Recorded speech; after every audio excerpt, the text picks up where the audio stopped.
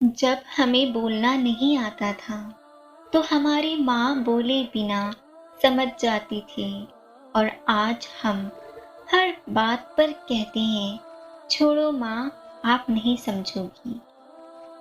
شکر ادا کیا کرو کہ اللہ نے ہمیں انسان بنایا ہے، اور ہمیں فخر تو فخر پہ بھی فخر کرنا چاہیے کہ ہمیں صرف انسان نہیں بنایا، بلکہ ہمیں ان نبی صلی اللہ علیہ وآلہ وسلم کا امتی بنایا ہے، کہ جس کا امتی بننے کے لیے موسیٰ کلیم اللہ جیسے نبی بھی چاہتے تھے کہ ہم نبی صلی اللہ علیہ وآلہ وسلم کے امتی ہوتے۔